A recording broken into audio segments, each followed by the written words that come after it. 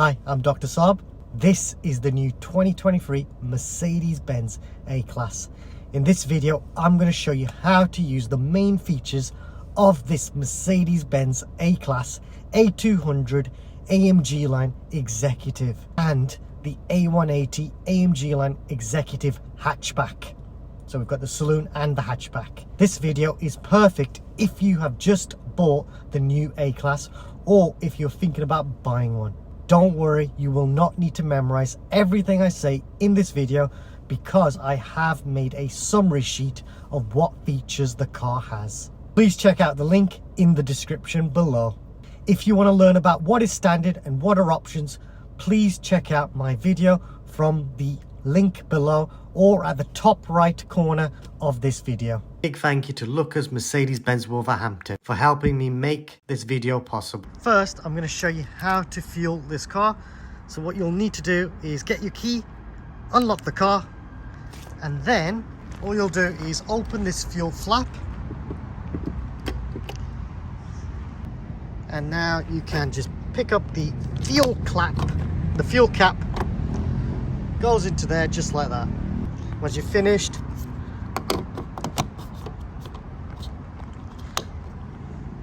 and then you've got your tire pressures here as well, and you've also got what fuel you can put in the car, so you can put petrol in this. Once you're finished, you just close this and then lock the car, and that's it. Next, I'm going to show you the tailgate for both the Saloon and the hatchback. Now the Saloon has a little party trick, so if I wave my leg just like that, you'll see the tailgate opens, and now I can access the tailgate. In here we've got the tether points. We've also got tether points down here. We've also got some storage underneath the car, and then we've also got the repair puncher kit, which I would recommend not using. You can use the tire pressure inflator machine here. You've got your tow eye here. I think that's a subwoofer, I think. Don't quote me on that. We've got a little bit of storage just underneath the tray. To fold the seats, you can just pull these like so, and then the seats, you'll just have to go around the car and then push them down like so, and you'll notice the one in the middle went down together at the same time. You haven't got any handles here to actually fold the seats. It will have to be done in the rear of the car. Now to put the seats up, you just do it manually, and then you have got a little switch just here. You push that, the middle seat will only go down. So if I do this, you've also got access to the rear of the car, and also you can put things through this space. Very, very useful. So you can fold the seats completely down to give you more space. Now let's show you what the hatchback looks like. To close the boot, all you do is get your hand here, pull it down, and then that's closed just like that, and the car's locked itself, which is very useful. The car was set to lock. Next, I'm going to show you the hatchback. Now the hatchback, you can't wave your leg to open the tailgate. So the hatchback, you can't wave your leg, but as the tailgate can be opened keylessly by just putting your hand here, pulling, and then that releases the tailgate. Now this is a hatchback, so you've got a better opening compared to the Saloon. The Saloon does have more litres. I think it's like 50 litres. I have put the specifications in the specification video that I did before.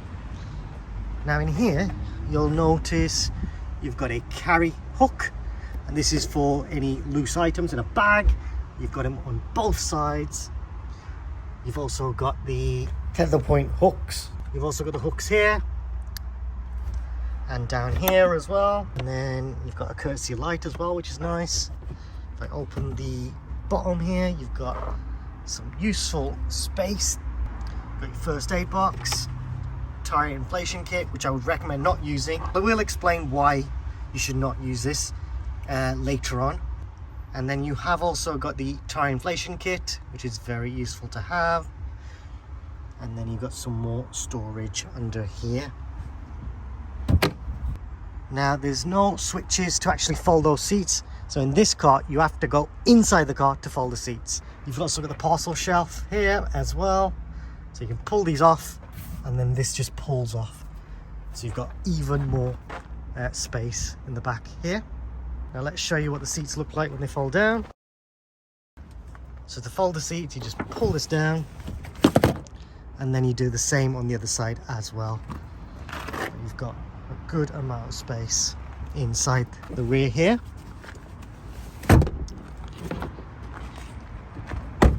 Again, it's a 40-20-40 split, so you've got plenty of space, and you can have that middle row going down just by itself, so you got long items can go in. And then to close the boot or the tailgate, just grab that handle here and then pull it. There you go, just like that. Now I'm going to show you all the main features of the Saloon. Most of the features on the Saloon are the same as this car. This car, the rear space is a bit smaller. That car, it's a bit better for rear passengers. And then this car has the sport seats.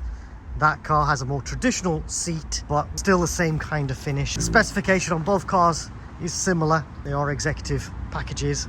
But today, this car could be loaned out because I'm at the dealership. Customers may need to drive this, so I'm going to focus all of my attention on this one today. Now to open the car, I'm just going to open this, put my hand there, open it. And then we've also got the child locks. So down is to have it as a normal door. That's when the child locks are on. So you've got the little picture there as well, which is really useful. I'm just going to leave that child lock off. Right here you have your electric windows, fold the seats. You don't have a handle here, you do have to do it in the boot, but you've got storage nets, you've got your USB-C slot there, and then you've also got your ISOFIX fittings, you've got your armrest as well with your cup holders, which is really useful. And then you've also got your grab handles at the top here as well, with a courtesy light, which is really nice, and you can switch it off. How useful is that? That is really useful. Not sure what that's for really, but you could store some coins there or something like that. Very nice place to be, really. Now to lock the car and unlock the car, you can lock the car by pressing this button, press this button to unlock, and then this button will open the rear of the car. So that's a useful button to have as well. Just hold that down and that will then open the tailgate. Now you can open the car with the key, or you can use your hand to actually lock the car like so. So locking car like so and opening the car like that. And you'll notice these squares here on all the door handles. That allows you to lock the car on any of the door handles, which is really useful. Now to open, just like so, and then I'll show you these switches in a moment. But you can see here you've got your thigh support, which goes up and down just like that. You've got your lumbar support as well, which is nice. Then you've got your thigh support as well, which extends or gets smaller. That's really useful, especially on a long journey. And then you've also got the Mercedes number. Now I'll explain that a bit later on. That is a very useful contact number to have. Let's move into the car. I'm going to start off by starting the car because it is really hot. So push it once, that just puts the ignition on. Put it on again and you can see the lights come on the car. But the best way to start the car, push the brake, push the start switch. That starts the car. Now the first thing I'm going to show you is the controls on the door. So you have your heated seats, which you push to put on, and the 3 lights means it's on the hottest setting, and you press it again, it goes less and less until it's completely off. Down here you can lock the car, unlock the car. The car will lock itself, I think, after about 10 miles per hour. So that's a really useful feature to have. I'll just press that. And you can see the light means it's locked. Down here we have the controls for the mirrors. So this side controls the right side. This side controls the left side. This button, if you push that in, closes the mirrors. If I press it again, you'll see it opens the mirrors. Whichever mirror you select, you can adjust the mirror by clicking on the relevant arrows up and down. You've got your electric windows. You've got the button here which locks the windows for the rear, so if you have any kids maybe opening the windows when you don't want them to, press that switch, they won't be able to do that. So that's a really useful button. Now we're in the saloon, so we do get an extra button which opens the rear tailgate, which is a really useful button to have. And then you've got some storage down here, and you can put a drink in there, which is really useful. Now moving towards the steering wheel, I just want to try and get the camera up here. Is it going to fit? So these are for your lights, which when you press, so if I press that again, let's see if I can do it this way. Press that again, you can see the light switch off.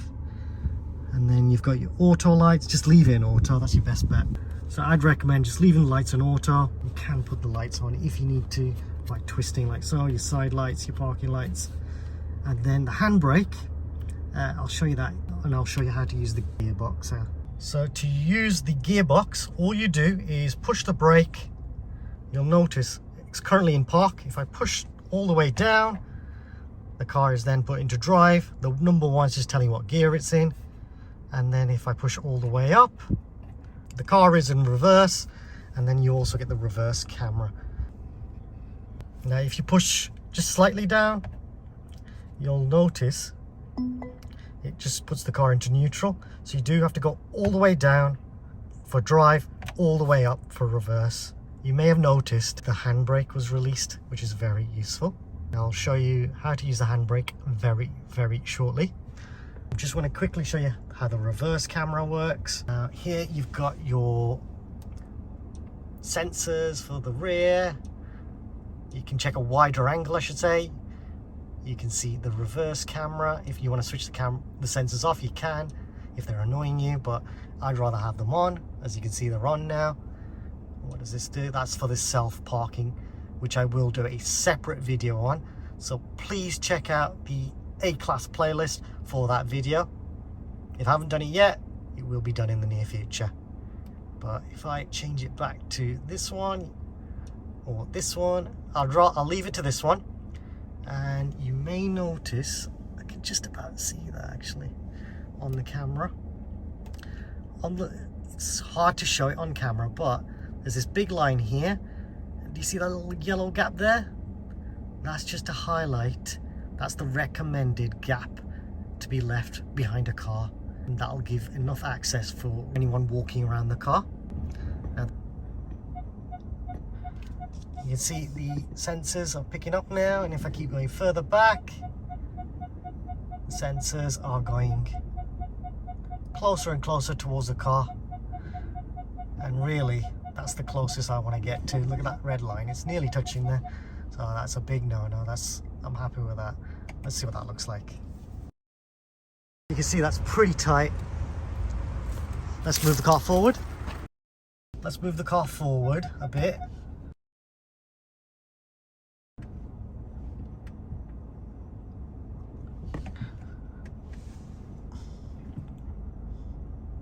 So many leaves, I can't tell where the yellow line is.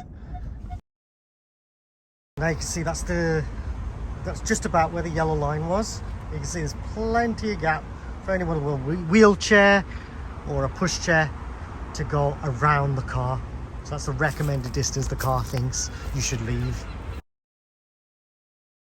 Again, push down for drive, up for reverse, and then when you're ready, you push the park button just like that. And now you can see the car's put into park. And what you can do is, when I switch off the car, you'll notice the handbrake light comes on automatically. Now, I always recommend before you leave the car, after you switch the car off, just make sure that handbrake light has come on automatically, and then leave your car and lock the car. You can, if I start the car up, you can release the handbrake and put the handbrake on yourself if you want to by just pressing the button here, just next to the lights.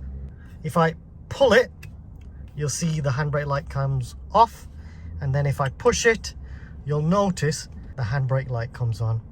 So that's how you use the handbrake. Now the next feature I want to show you is the hold function. Now the hold function is a really useful function. So what you'll be doing, you'll be driving, and then when you come to a red light, as you're driving, you'll slowly stop.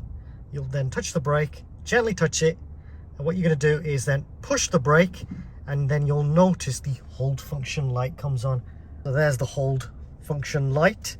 Now what you can do is let go of the brake, and you can just rest your foot, and then when you're ready to go, all you'll do is press the accelerator, and then you're off, and you can carry on your journey. It's as easy as that. That's a really useful feature, I think. Now I've just moved the car under a shade because I was getting too much glare with the sun, so I've moved it into the shade, and now we can see the ambient lighting as well. You got 64 different colors to choose from, which I will show you how to use very shortly. Next, I'm going to show you the stalk on the left hand side. You can see the wipers are off at the moment. This one's for an automatic wiping mode, so the wipers will only come on if there's water on the windscreen. And then this one's for a faster wiping mode, and then this one is just your traditional on and then a faster mode. I'm just going to leave these off because that's how I found the car. If you push this button in, you'll then clean your windscreen. It's done a nice job there. And then you've got your indicators, you've got your full beams, and then to get the full beams on completely, what you do is twist this button here all the way around. You'll notice the green light on the dash, and then if I pull the stalk, you can see nothing happens, it just flashes. But if I push, it's now permanently on, which is very useful. I'll just push that to switch that off, and then I'll leave the lights on auto, so let the car figure itself out when. So when the lights come on automatically, then your full beam lights on. So I would just leave the lights on auto. Now the full beams do dip as well, so when you're going past cars coming towards you, the lights will dip, which is quite useful. But the Premium Plus car has the intelligent lights, which are amazing, and I hope in the future I get my hands on one so I can show you what that looks like in the night. Next, I'm going to show you the controls on the steering wheel. So the one on the right controls this screen, this one controls this screen, so that's very useful to know. This side controls that side, and this side controls that side. Now if I press the home button, you'll notice the screen changes, and now I can change the different screens. I can go up and down as well. So if I select this one, press down, you'll notice that it changes. Now what I'm going to do is show you all the different versions of screen that you can have on this one. So this one you can customize it. I'd probably leave it like that, and then press the, if I want to change the mileage, all I'll do, if I want to reset the mileage from 227 to 0, just press this button. Do I want to reset the trip meter? I'll say yes, and then you can see it's now set to 0. So if you push down as well, that's the OK button. Now I'm just going to leave the sat nav on, just like that.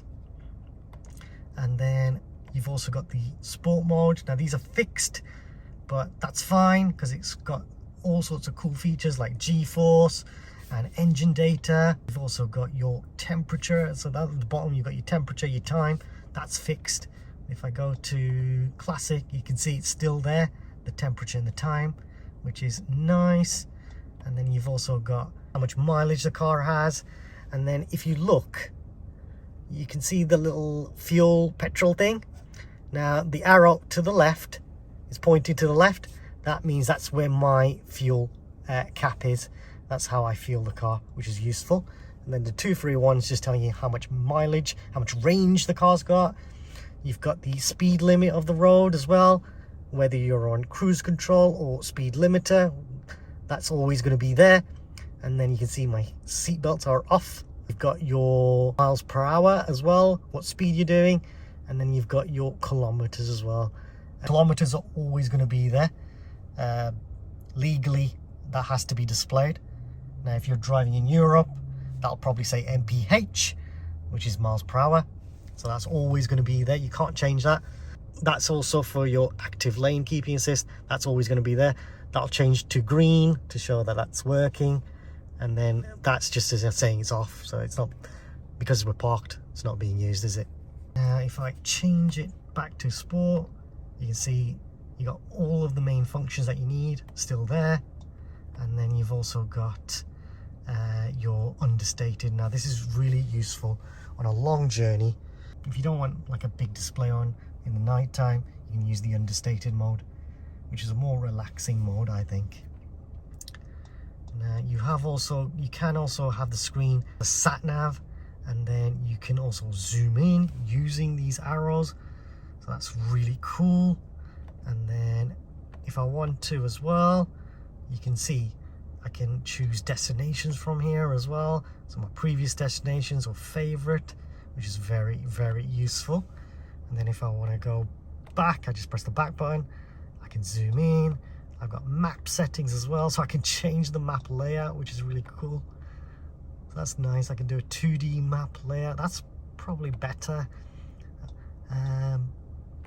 What's your preference? Do you like 2D or do you like 3D? What do you guys prefer? Let's have a little play with this, because that's quite cool.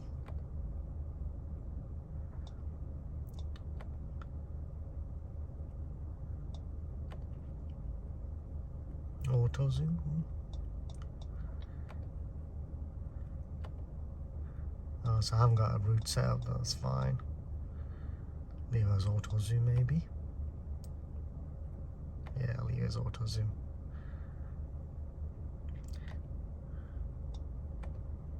This is really useful when you're driving. You can see what the sensors are picking up.